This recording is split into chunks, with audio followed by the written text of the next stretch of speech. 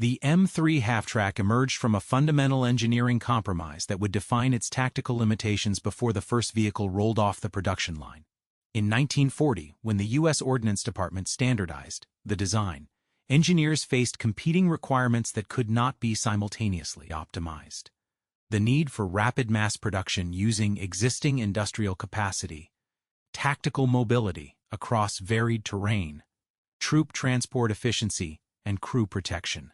The solution they chose prioritized the first three requirements while treating protection as a secondary consideration that could be minimized through tactical employment doctrine. The vehicle's hybrid propulsion system represented the core of this compromise.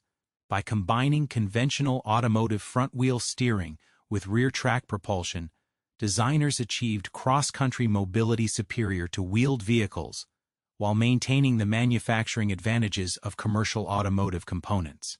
The White 160-axe engine, transmission, and front suspension systems were adapted from existing truck platforms, allowing manufacturers like White Motor Company, Diamond T, and Autocar to leverage established production lines and supplier networks.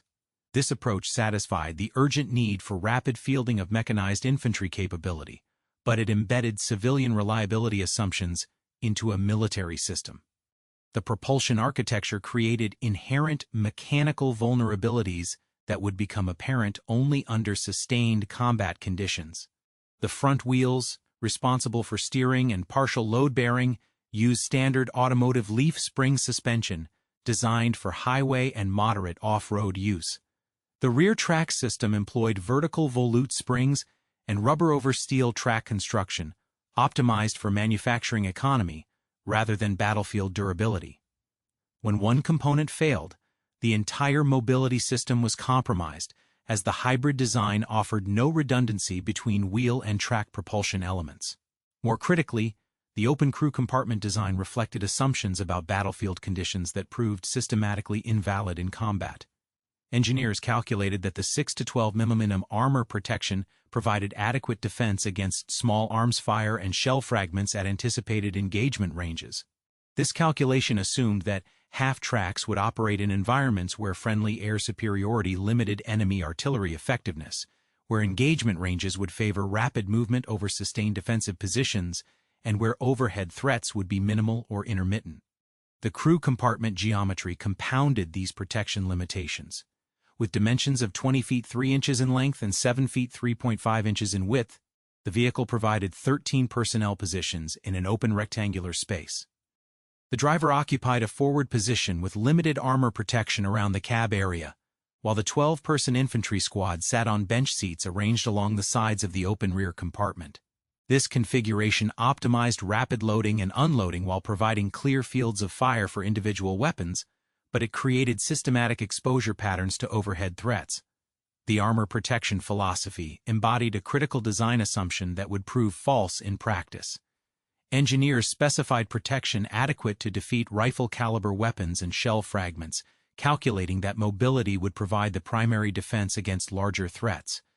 The armor thickness varied from 6 mm on vertical surfaces to 12 mm on the front slope, providing protection against 30 caliber rifle rounds at normal engagement distances. However, these calculations did not account for the cumulative effects of artillery fragmentation in confined spaces or the enhanced lethality of overhead bursts against unprotected crew positions. Instrumentation and control systems reflected similar compromise decisions. The vehicle featured a 12-volt electrical system adequate for basic lighting, engine management, and communication equipment, but insufficient for sophisticated fire control or protection systems. The manual steering system, while mechanically robust, required significant physical effort at slow speeds and in confined spaces, limiting tactical maneuverability in urban environments. The lack of power assistance reflected weight and complexity constraints that prioritized mechanical simplicity over operational effectiveness. The weapon mounting system exemplified the tension between firepower and protection. Early M3 variants featured a pintle-mounted, 50 caliber M2 Browning machine gun positioned behind the front seats, providing forward and limited lateral fire coverage. The later M301 incorporated an elevated pulpit mount that improved fields of fire while further exposing the gunner to enemy observation and direct fire. Additional 30-caliber machine gun mounts along the crew compartment sides provided suppressive fire capability but required crew members to expose themselves above the vehicle's modest protection line. Storage and logistics arrangements revealed additional design assumptions about operational employment. Infantry weapons were mounted in brackets behind crew seats, while ammunition and rations were stored beneath the crew compartment floor. This arrangement assumed that combat operations would be conducted from the vehicle or in its immediate vicinity, with limited requirement for dismounted operations or extended resupply intervals.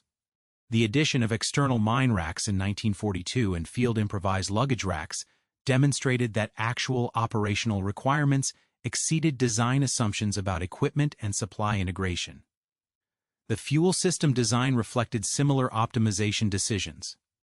With a 60-gallon fuel capacity and published range of 220 miles under ideal conditions, the vehicle provided adequate operational radius for anticipated missions.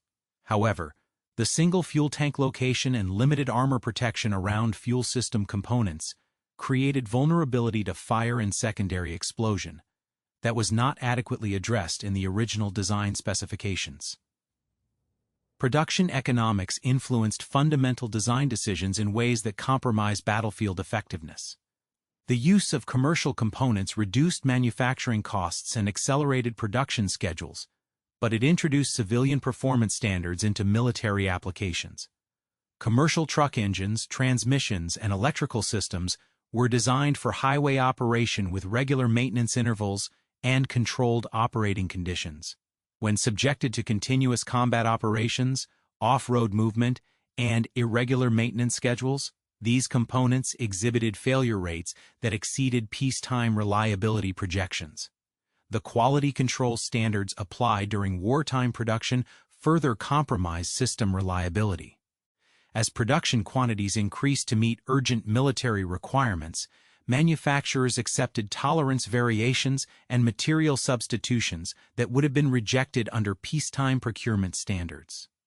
This approach ensured adequate vehicle quantities for military planning, but it created systematic reliability issues that became apparent only after extended field operations. Engineering oversight during the design process reflected institutional assumptions about threat environments and tactical employment that proved inadequate in practice. The Ordnance Department's testing protocols at Aberdeen Proving Ground evaluated vehicle performance under controlled conditions that did not simulate the sustained stress of combat operations. Test scenarios focused on mobility, mechanical reliability, and basic protection against standardized threats, but they did not evaluate crew survivability under realistic combat conditions or the cumulative effects of equipment degradation over extended operations. The design approval process prioritized metrics that could be quantified during peacetime testing: maximum speed, fuel consumption, mechanical reliability intervals, and basic armor penetration resistance. These metrics supported procurement decisions and production planning, but they did not capture the complex interactions between crew protection, tactical effectiveness, and operational sustainability that determined battlefield performance. Most significantly, the design philosophy treated crew protection as a constraint to be minimized, rather than a requirement to be optimized. This approach reflected broader military doctrine that emphasized offensive operations and rapid movement over defensive positions and static protection. The assumption that tactical mobility would provide the primary means of crew survival proved inadequate when combat conditions required vehicles to operate in exposed positions, provide fire support, or traverse areas under enemy observation. The institutional framework surrounding M3 half-track operations created systematic conditions that amplified the vehicle's inherent design vulnerabilities. Training doctrine, maintenance procedures, and tactical employment philosophy aligned to reinforce design assumptions rather than compensate for protection deficiencies, establishing a comprehensive system failure that extended beyond hardware limitations into human factors and organizational culture. Crew training protocols developed by the Armored Force School at Fort Knox emphasized the M3's mobility advantages while providing minimal instruction on survivability tactics. Standard training sequences focused on vehicle operation, basic maintenance, and rapid deployment procedures designed to maximize the half-track's theoretical strengths. Crews learned to execute mounted movement, dismounted assault coordination, and fire support procedures that assume the vehicle's mobility would provide adequate protection through rapid position changes and tactical flexibility. The training curriculum reflected institutional bias toward offensive operations that dated to cavalry doctrine and early mechanized warfare theory. Instructors emphasized speed, surprise, and concentrated firepower as the primary means of achieving tactical success, with vehicle protection treated as a secondary consideration that would be provided by tactical employment rather than armor thickness. This doctrinal approach produced crews skilled in exploitation and pursuit operations, but unprepared for the defensive requirements and sustained exposure scenarios that characterized actual combat operations. Gunnery training exemplified the systematic underestimation of crew vulnerability. Machine gun crews learned to engage targets from elevated positions that maximized weapon effectiveness while minimizing consideration of return fire or indirect threats. The M49 ring mount, introduced on M3A1 variants, provided excellent fields of fire and weapon stability, but training procedures did not address the increased exposure created by the elevated gunner position. Crews practiced engaging ground targets and aircraft at standardized ranges, under controlled conditions that did not simulate the complex threat environment of actual combat operations. Communication procedures established during training created additional vulnerability patterns that became apparent only in combat. Standard radio protocols assumed that vehicle commanders would maintain external observation and communication from exposed positions while monitoring tactical frequencies and coordinating with adjacent units. These procedures optimized information flow and command coordination, but required continuous exposure that conflicted with basic survivability principles. The placement of radio equipment and antenna systems further compromised crew protection by creating distinctive signatures that attracted enemy attention. Maintenance training reflected similar institutional assumptions about operating environments and support availability. Crews learned preventive maintenance procedures designed for controlled conditions with regular parts resupply and workshop facilities. The track replacement procedure, in particular, assumed adequate time, space, and materials for complete track changes when segments became damaged or stretched. Combat conditions rarely provided these prerequisites, leading to field expedients and partial repairs that compromised both mobility and reliability. The maintenance philosophy embedded in training doctrine assumed that mechanical reliability could be maintained through scheduled procedures and component replacement intervals derived from peacetime testing. Combat operations subjected vehicles to continuous stress loads, environmental extremes, and irregular maintenance schedules that exceeded design parameters and training assumptions. The commercial automotive components that facilitated rapid production created maintenance requirements that could not be sustained under field conditions, leading to systematic degradation of vehicle capability and crew confidence. Tactical employment doctrine compounded training limitations by establishing operational procedures that maximized vehicle exposure while minimizing protective measures. Standard operating procedures called for half-tracks to advance in close formation with armored units, providing fire support and personnel transport in direct coordination with tank operations. This approach assumed that armored vehicles would suppress enemy defensive fires and that infantry dismount procedures would occur in secured areas with minimal threat exposure. The doctrine of combined arms operations, while theoretically sound, created practical requirements for sustained exposure that conflicted with the M3's protection limitations. Half-tracks were expected to provide mobile fire platforms during attacks, personnel evacuation during withdrawals, and ammunition resupply during sustained operations. Each of these missions required vehicles to operate in exposed positions for extended periods, creating systematic vulnerability to indirect fire, observation, and direct engagement that exceeded the protection capabilities of the basic design. Command and control procedures established expectations for vehicle employment that reflected broader institutional assumptions about battlefield conditions and enemy capabilities. Unit commanders learned to position half-tracks for maximum tactical advantage, while treating crew protection as a constraint that could be managed through rapid movement and tactical coordination. This approach worked effectively against opponents with limited indirect fire capability or observation assets, but it proved inadequate against sophisticated enemy forces with integrated artillery and air support. The organizational culture surrounding mechanized infantry operations emphasized aggressive action and forward deployment as indicators of unit effectiveness and leadership competence. Company and battalion commanders faced institutional pressure to employ vehicles in forward positions that demonstrated tactical initiative while avoiding defensive measures that might appear passive or overcautious.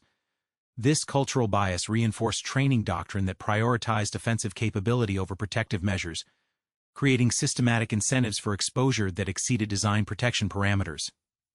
Supply and logistics procedures reflected similar assumptions about operational tempo and support requirements. Standard resupply operations called for vehicles to return to rear areas for fuel, ammunition, and maintenance on schedules determined by planned consumption rates rather than actual battlefield conditions. Combat operations created irregular demand patterns and extended mission durations that forced units to operate beyond planned logistics parameters, compromising both vehicle readiness and crew endurance. The personnel replacement system created additional human factors complications that compromised crew effectiveness and survivability. Combat losses and medical evacuations disrupted established crew coordination and familiarity with vehicle systems, forcing units to integrate replacement personnel who lacked experience with specific vehicles and crew procedures. The training pipeline could not provide adequate replacement crews with sufficient experience to maintain operational effectiveness under combat conditions, leading to systematic degradation of crew competence and tactical performance. Medical procedures and casualty evacuation protocols reflected institutional assumptions about wound patterns and survival rates that proved inadequate for half-track operations. Standard medical training emphasized treatment of conventional battle injuries without specific preparation for the fragmentation wounds and blast injuries that characterized half-track casualties. The vehicle's open crew compartment created wound patterns that exceeded standard first aid capabilities and required immediate evacuation that was often impossible under combat conditions. The institutional framework for technical innovation and field modification created systematic barriers to addressing protection deficiencies. Formal modification procedures required extensive testing and approval processes that could not respond rapidly to emerging battlefield requirements. Field units that attempted unauthorized modifications faced supply difficulties and maintenance complications that often negated any protection improvements. This institutional rigidity prevented the kind of rapid adaptation that might have addressed the most serious design limitations. Intelligence and threat assessment procedures reflected broader institutional limitations in understanding enemy capabilities and tactical adaptation. Pre-war intelligence estimates underestimated enemy artillery effectiveness, indirect fire coordination, and tactical flexibility in engaging mechanized units. These assessments influenced design requirements and training doctrine in ways that proved systematically inadequate when confronting actual enemy capabilities in combat operations. The procurement and production oversight system created additional latent conditions that compromised vehicle effectiveness. Quality control procedures designed for peacetime production proved inadequate for wartime manufacturing volumes and accelerated delivery schedules. Component testing and acceptance criteria were relaxed to meet production quotas, introducing systematic reliability issues that became apparent only after extended field operations. Most critically, the institutional feedback system for incorporating combat experience into design improvements and training modifications operated too slowly to address immediate battlefield requirements. After-action reports and casualty analyses required months to reach design authorities and training commands, while combat units faced immediate survival requirements that could not await institutional responses. This systematic delay in feedback and adaptation created persistent vulnerabilities that could have been addressed through more responsive institutional procedures. The systematic exposure of M3 half-track vulnerabilities began not with a single catastrophic engagement, but through the cumulative revelation that combat conditions systematically violated every major assumption underlying the vehicle's design and employment doctrine. The transition from theoretical capability to battlefield reality occurred across multiple theaters simultaneously, as American forces encountered enemy tactics, terrain conditions, and operational requirements that exposed the fundamental inadequacies of the half-track concept. The initial deployment to the Philippines in late 1941 provided the first indication that combat employment would differ substantially from training scenarios.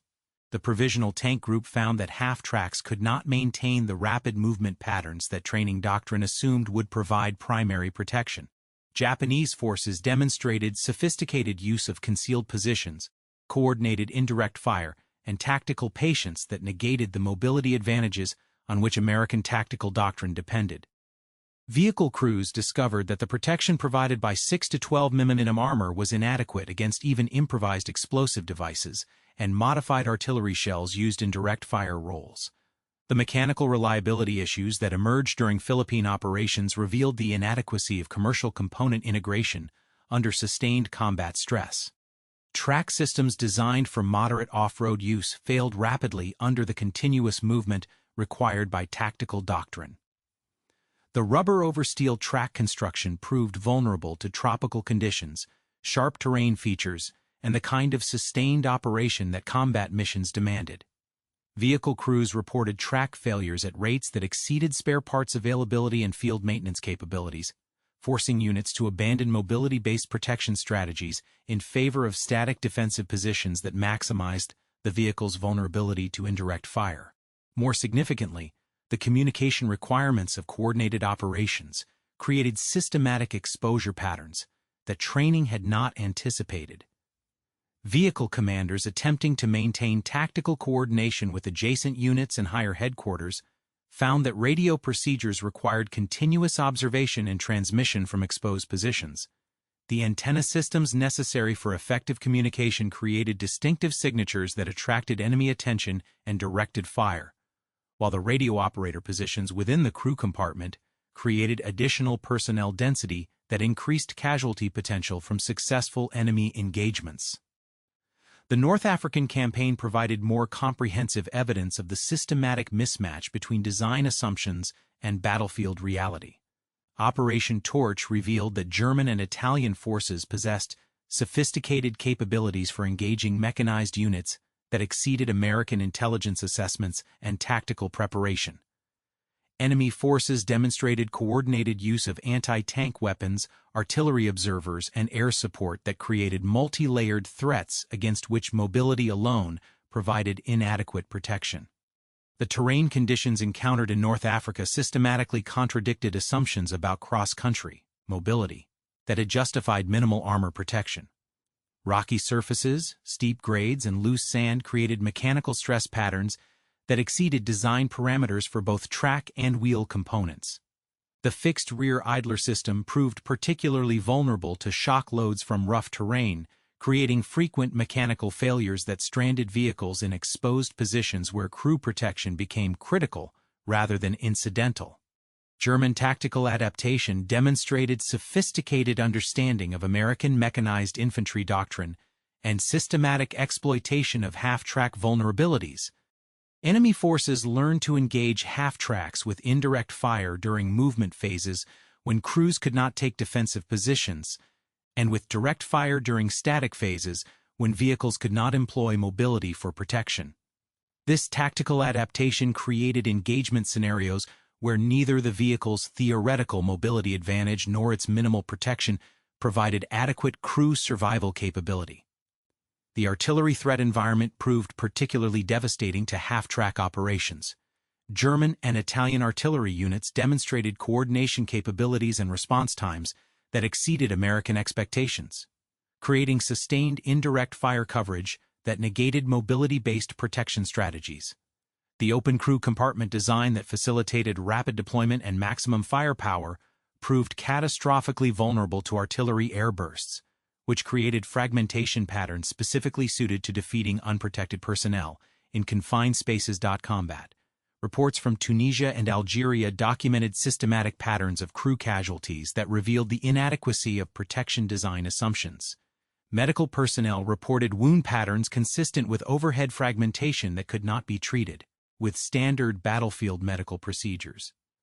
The concentration of personnel within the confined crew compartment created multiple casualty incidents from single artillery rounds, overwhelming medical evacuation capabilities, and creating psychological impacts that degraded unit effectiveness beyond immediate personnel losses. The emergence of the Purple Heart Box designation reflected not isolated incidents, but systematic recognition that crew casualties were predictable outcomes of tactical employment rather than random combat events. Unit commanders reported that half-track crews exhibited increased stress levels and reduced tactical aggressiveness as experience demonstrated the inadequacy of vehicle protection. This psychological impact created tactical limitations that extended beyond immediate crew casualties to broader unit effectiveness and mission capability. Maintenance challenges under combat conditions revealed additional systematic inadequacies in design assumptions. The commercial automotive components that facilitated rapid production required maintenance procedures and parts availability that could not be sustained under field conditions. Track replacement procedures that were routine during training became complex operations requiring specialized tools, adequate workspace, and significant time allocations that were rarely available during active operations. The supply chain complications created by commercial component integration became apparent as combat operations extended beyond planned durations. Replacement parts for automotive systems required different procurement channels, quality standards, and delivery procedures than military-specific components, creating systematic delays and availability issues that compromised vehicle readiness. Field maintenance personnel reported that component failures often required complete vehicle evacuation to rear area workshops rather than field repairs, reducing available transportation assets and increasing exposure during evacuation operations. Enemy intelligence adaptation demonstrated sophisticated understanding of American half-track employment patterns and systematic development of countermeasures. German forces developed specific tactics for engaging half-tracks during different operational phases, concentrating fire on vehicle commanders and radio operators to disrupt coordination while using indirect fire to exploit crew compartment vulnerabilities. This tactical evolution created engagement scenarios that systematically negated the theoretical advantages of speed and firepower concentration on which American doctrine depended. The revelation of these systematic vulnerabilities created operational dilemmas that could not be resolved within existing doctrine or design parameters. Unit commanders faced choices between employing vehicles according to doctrine and accepting predictable casualty rates, or modifying employment to reduce casualties while sacrificing tactical effectiveness. Neither alternative provided adequate solutions to the fundamental mismatch between design capabilities and battlefield requirements. Field modification attempts during this period revealed both recognition of design inadequacies and the structural inability to address them through available means. Units improvised overhead protection using salvaged materials, additional armor using captured equipment, and alternative crew arrangements to reduce exposure patterns. However, these modifications typically compromised the mobility and firepower advantages that justified accepting minimal protection, creating tactical capabilities that satisfied neither protection nor performance requirements. The feedback mechanisms for reporting these systematic problems to design authorities and training commands operated too slowly to influence immediate operations, while combat units developed informal procedures and tactical modifications that deviated substantially from established doctrine. This divergence between formal procedures and battlefield reality created systematic gaps in preparation for replacement units, while combat-experienced units accumulated practical knowledge that could not be transmitted through formal channels. The physical mechanisms that transformed M3 half-track design vulnerabilities into systematic crew casualties operated through predictable interactions between artillery fragmentation patterns, crew compartment geometry, and protection limitations that created deterministic rather than random casualty outcomes. Engineering analysis of combat damage patterns revealed that crew injuries resulted from specific physical processes that could be quantified and predicted based on weapon effects and vehicle configuration. Artillery air-burst fragmentation represented the primary threat mechanism that exploited half-track design vulnerabilities most effectively. High explosive shells detonating above ground level created fragmentation dispersal patterns optimized for engaging personnel in open or lightly protected positions. The physics of fragmentation distribution follow established ballistic principles. Explosive force projects metal fragments in expanding cone patterns with maximum density at specific angles below the horizontal plane, creating lethal zones that correspond precisely to the crew positioning within M3 half-tracks. The crew compartment geometry amplified fragmentation effectiveness through geometric concentration effects that increased hit probability and fragment density per unit area. With crew members positioned along bench seats arranged parallel to the vehicle's longitudinal axis, personnel occupied a rectangular space measuring approximately 12 feet in length by 5 feet in width, with vertical positioning between 3 and 6 feet above ground level depending on seating arrangement and individual height. This configuration placed the majority of crew members within the optimal engagement envelope for artillery airbursts, detonating at standard heights above target. Fragment penetration analysis revealed that the open crew compartment provided no barrier to high-velocity, metal fragments generated by artillery explosions. Standard artillery shells produce fragments ranging from small steel particles to substantial metal pieces weighing several ounces, with velocities sufficient to penetrate several inches of soft tissue and light equipment. The absence of overhead protection meant that fragments following ballistic trajectories from airburst detonations encountered no intermediate barriers before reaching crew positions. The psychological and physiological effects of fragmentation wounds created casualty multiplication factors that exceeded the immediate physical damage from individual fragments. Medical reports documented wound patterns consistent with multiple fragment impacts per individual, reflecting the concentration of personnel within confined spaces during artillery engagements. These multiple wound patterns created medical treatment requirements that exceeded standard battlefield first aid capabilities, while generating psychological impacts on uninjured crew members that degraded subsequent tactical performance.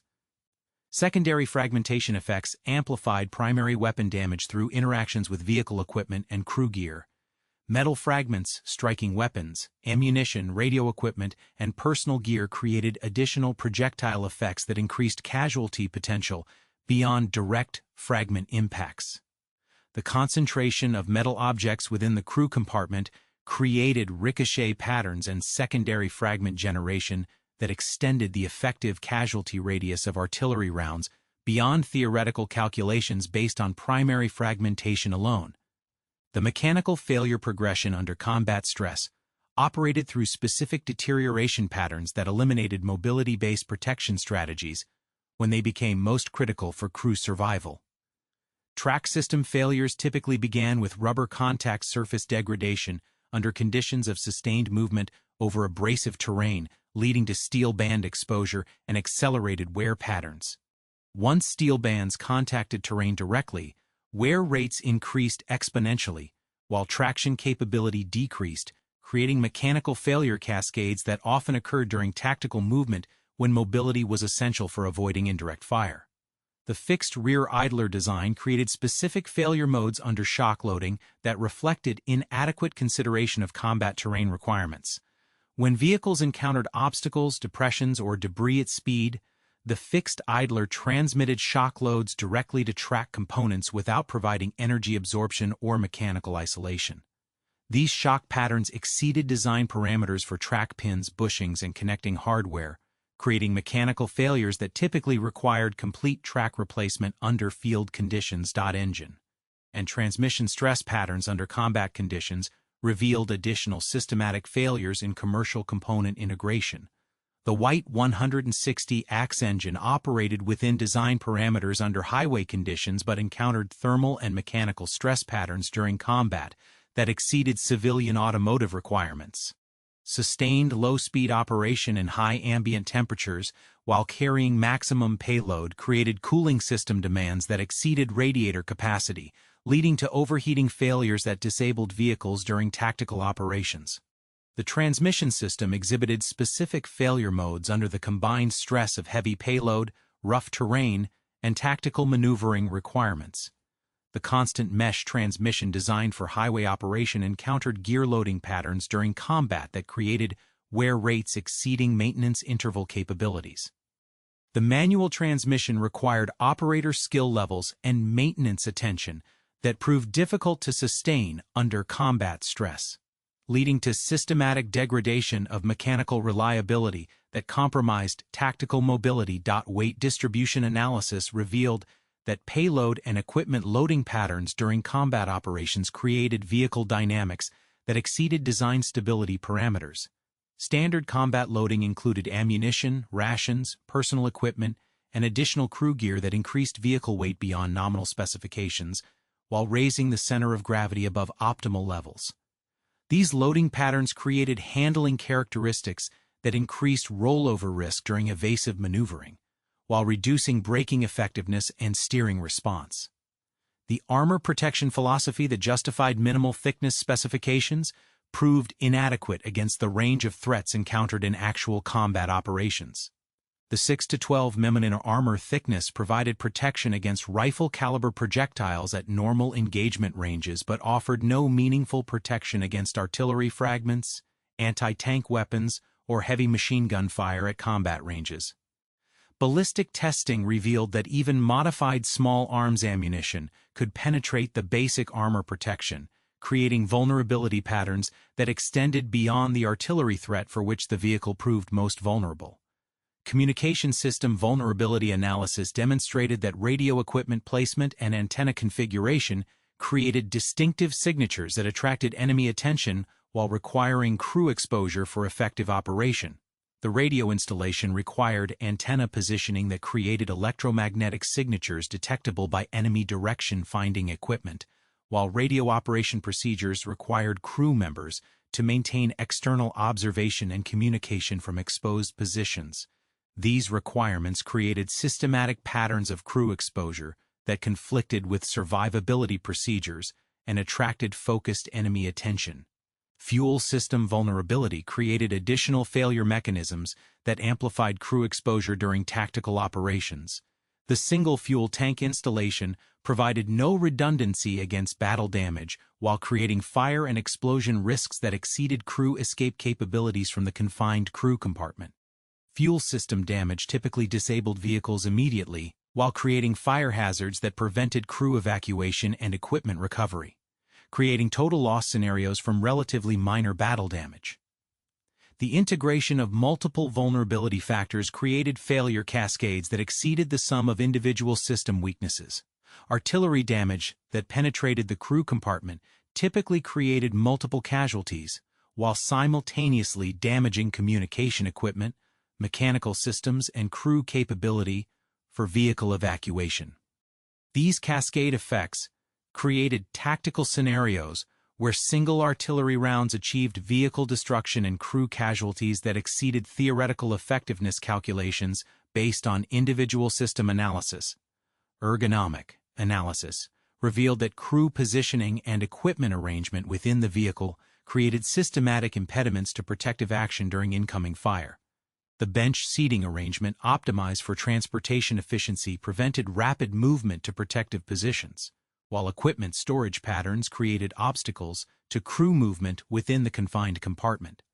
These design limitations meant that crews could not effectively utilize available cover or assume defensive positions when under indirect fire attack. The absence of rapid egress capability created additional vulnerability during vehicle fires or ammunition explosions. The crew compartment configuration required sequential individual evacuation through limited exit points while carrying personal equipment and weapons.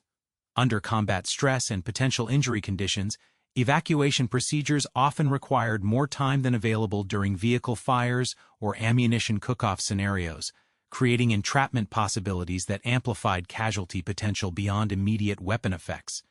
The recognition of systematic M3 half-track vulnerabilities prompted extensive field modification efforts and tactical adaptations that revealed both the depth of design inadequacies and the structural limitations preventing effective solutions within existing production and deployment constraints. These corrective attempts created new tactical complications while confirming that fundamental design compromises could not be resolved through incremental improvements or modified employment procedures. Field units across multiple theaters initiated unauthorized modifications to address the most critical protection deficiencies, with overhead cover installations representing the most widespread adaptation effort. Using salvaged materials including steel plating, canvas, and captured equipment, vehicle crews constructed improvised roof systems intended to provide protection against artillery fragmentation. However, these installations typically increased vehicle weight by 500 to 800 pounds, while raising the center of gravity above design parameters, creating handling characteristics that reduced tactical mobility and increased rollover risk during evasive maneuvering. The structural mounting of improvised overhead protection created additional mechanical stress patterns that exceeded chassis design capabilities. Welding attachment points onto the vehicle frame introduced stress concentrations that accelerated fatigue crack development, while the additional weight loading created suspension system demands that reduced component life and increased maintenance requirements. Field maintenance personnel reported that vehicles with heavy overhead modifications required more frequent repair and exhibited reduced reliability compared to standard configurations. Armor augmentation attempts using applique plates and additional protective materials demonstrated both recognition of inadequate protection levels and the practical impossibility of achieving meaningful improvement within weight and mobility constraints. Units experimented with sandbag installations, additional steel plating, and captured armor materials to increase protection thickness, but these modifications typically added 1,000 to 1,500 pounds to vehicle weight while providing only marginal protection improvement against artillery fragmentation and no meaningful enhancement against direct fire weapons.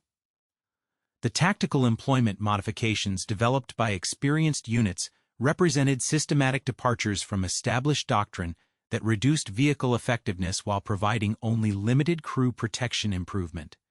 Units learned to avoid sustained operations in areas under enemy observation, to minimize radio transmissions that attracted counter-battery fire, and to disperse vehicles during static operations to reduce concentrated target presentation. However, these procedures often conflicted with mission requirements for fire support, personnel transport, and command coordination that constituted the vehicle's primary tactical functions. Communication procedure adaptations reflected unit-level recognition that standard radio protocols created systematic crew exposure that exceeded survivability parameters. Vehicle commanders developed abbreviated transmission procedures, alternative antenna configurations, and relay communication methods intended to reduce radio signature and exposure time.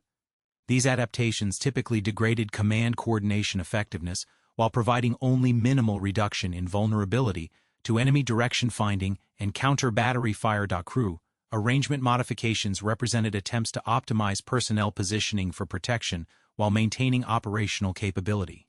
Units experimented with reduced crew loads, alternative seating arrangements, and equipment redistribution to minimize personnel density within the crew compartment. However, these modifications typically reduced the vehicle's personnel transport capability while failing to provide meaningful protection improvement against artillery airburst effects that remain the primary casualty-causing mechanism. Medical procedure adaptations developed by unit medical personnel reflected recognition that standard battlefield trauma treatment proved inadequate for the wound patterns characteristic of half-track casualties. Medical teams developed specialized procedures for treating multiple fragmentation wounds and blast injuries while establishing expedited evacuation protocols for crew compartment casualties.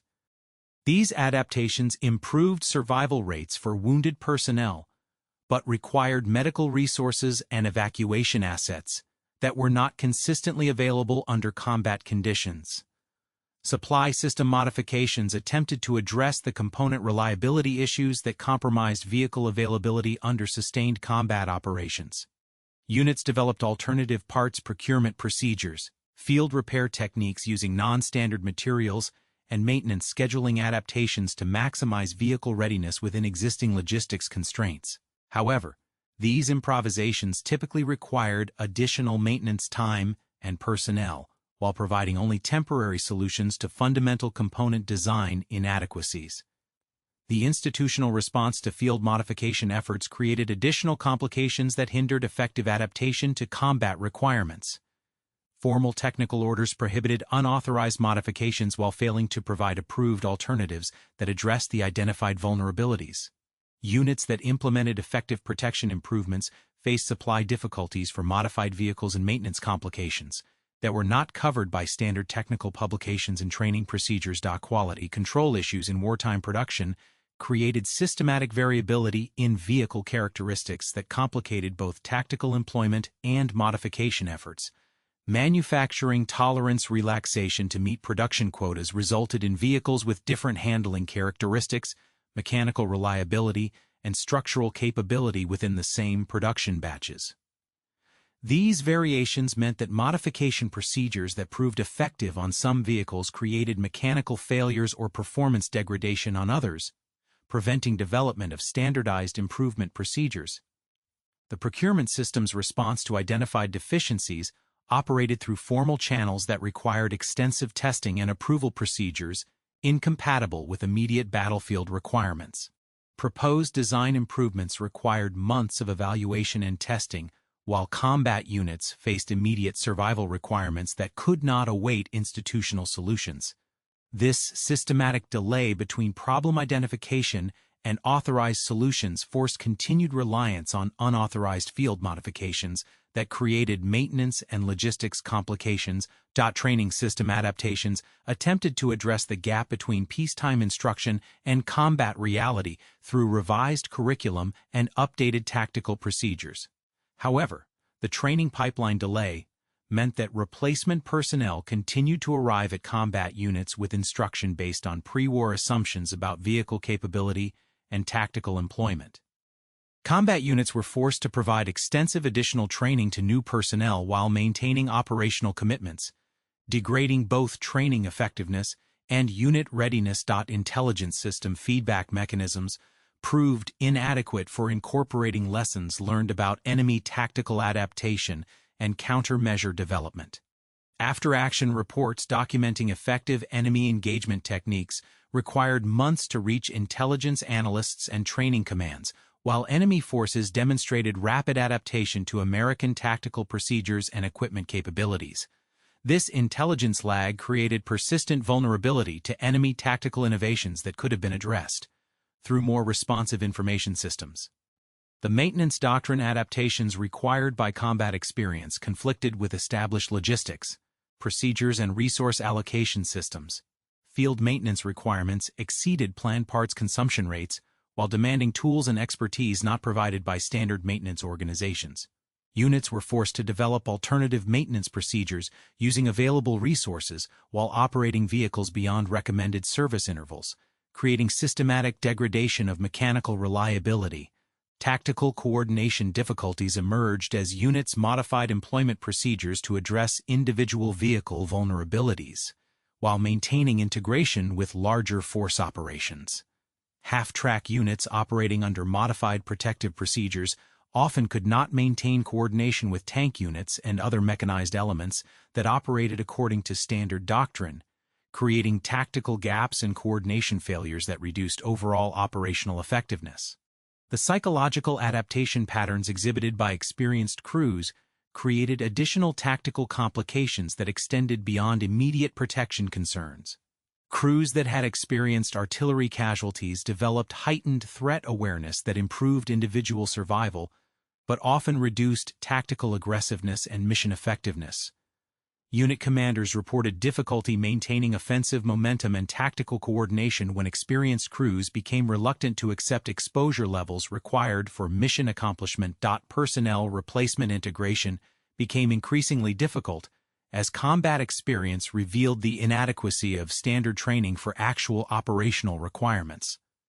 Replacement personnel required extensive additional training and experience development before achieving competence levels comparable to original crew members, while combat losses created knowledge gaps that could not be readily filled through formal training programs. Most significantly, the cumulative effect of all stabilization attempts confirmed that the fundamental design compromise between protection and production efficiency could not be resolved through modification or tactical adaptation. Units that achieve the most effective protection improvements typically sacrifice the mobility and firepower advantages that had justified accepting minimal armor protection, creating tactical capabilities that satisfied neither protection nor performance requirements for mechanized infantry operations. Comprehensive post-war analysis of M3 half-track performance and casualty patterns provided definitive statistical evidence that crew injuries resulted from systematic design inadequacies rather than tactical misemployment or random combat effects. Medical records, unit after-action reports, and vehicle loss documentation compiled across all major theaters revealed casualty rates and patterns that confirm the predictable relationship between design vulnerabilities and crew survival outcomes. Statistical analysis of casualty data from the European Theater of Operations documented half-track crew casualty rates significantly higher than comparable infantry units operating in similar tactical situations. Medical records from field hospitals and evacuation centers revealed wound pattern distributions consistent with artillery fragmentation effects, with multiple fragment wounds per casualty, indicating the concentration effects of personnel positioning within confined crew compartments. The ratio of killed in action to wounded in action among half-track crews exceeded standard infantry ratios, reflecting the severity of wounds resulting from overhead fragmentation in unprotected spaces.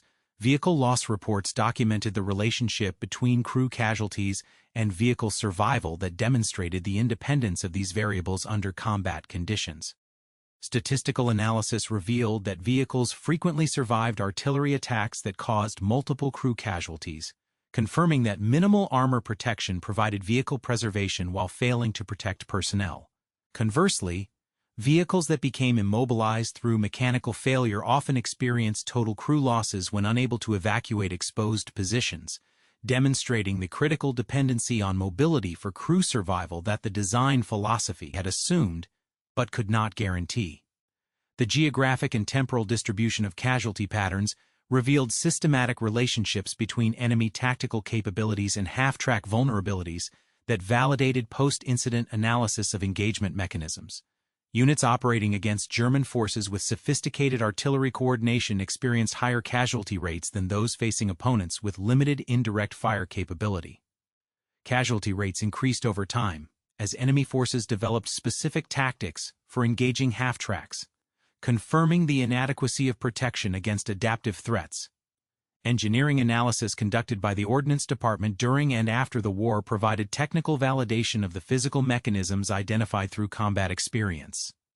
Ballistic testing confirmed that artillery fragmentation patterns created optimal casualty zones that corresponded precisely to crew positioning within M3 half-tracks.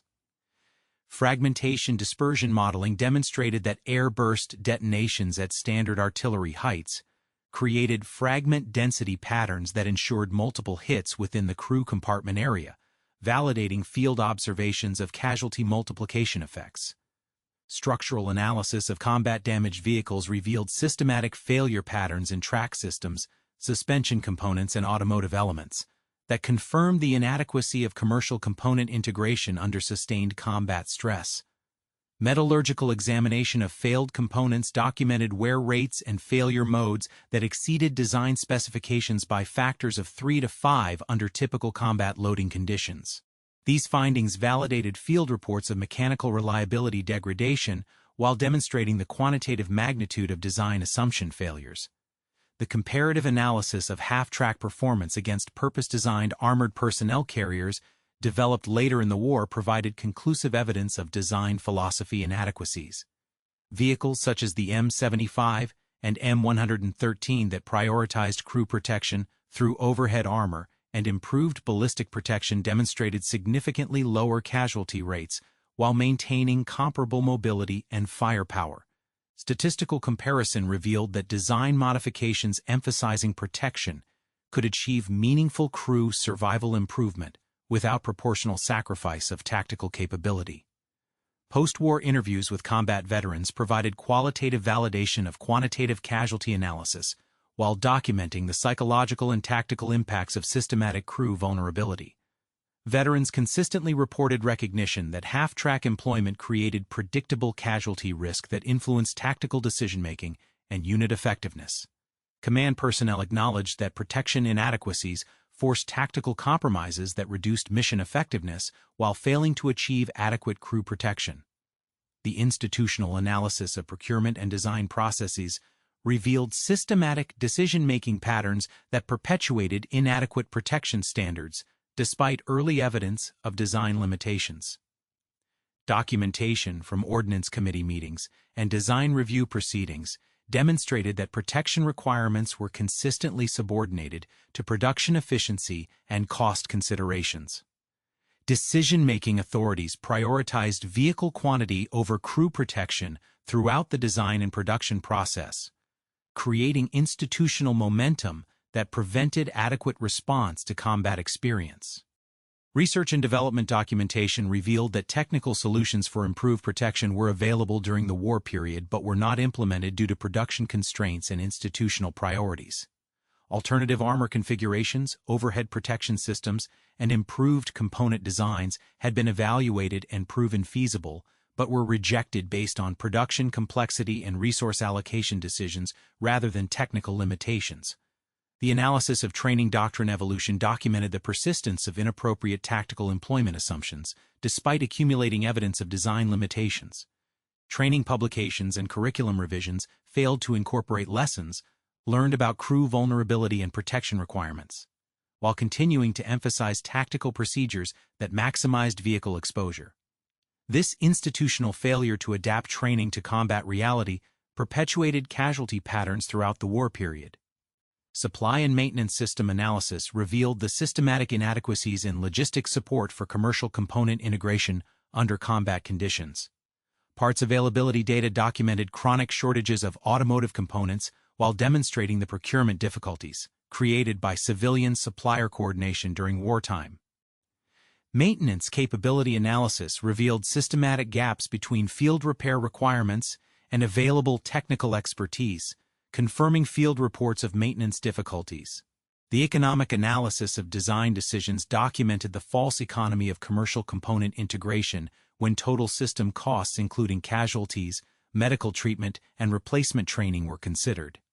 While initial procurement costs were reduced through civilian component utilization, the comprehensive cost analysis, including human casualties and reduced tactical effectiveness, demonstrated that protection-optimized designs would have provided superior cost-effectiveness over complete operational life cycles.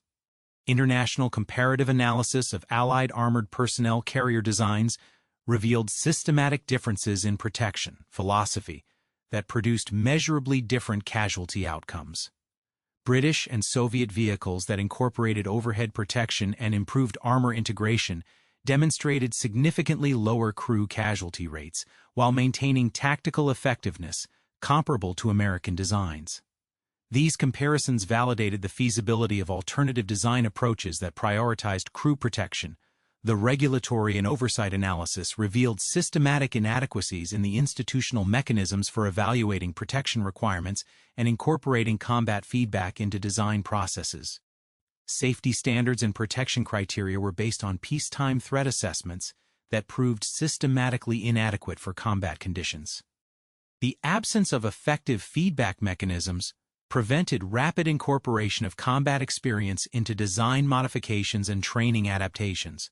Long-term medical follow-up studies of half-track veterans documented persistent health impacts from combat injuries that extended the human cost of design inadequacies beyond immediate battlefield casualties. Veterans exhibited higher rates of disability and medical complications attributable to multiple fragment wounds and blast injuries characteristic of half-track combat exposure. These long-term health impacts represented additional costs of design decisions that prioritized production efficiency over crew protection. The technological evolution analysis demonstrated how subsequent armored personnel carrier designs incorporated lessons learned from half-track limitations while achieving superior protection without sacrificing tactical capability. Modern vehicles that emphasized ballistic protection, overhead armor, and crew survivability demonstrated that protection optimization was compatible with mobility and firepower requirements when prioritized during design development. Most significantly, The comprehensive forensic analysis confirmed that the systematic casualties experienced by M3 half-track crews resulted from predictable and preventable design decisions rather than unavoidable combat risks. The statistical evidence, technical analysis, and comparative data conclusively demonstrated that alternative design approaches could have achieved equivalent tactical capability while providing meaningful crew protection. The human cost of the M3 half-track program represented not the inevitable price of mechanized warfare, but the consequence of institutional priorities that systematically undervalued crew protection relative to production efficiency and tactical performance metrics.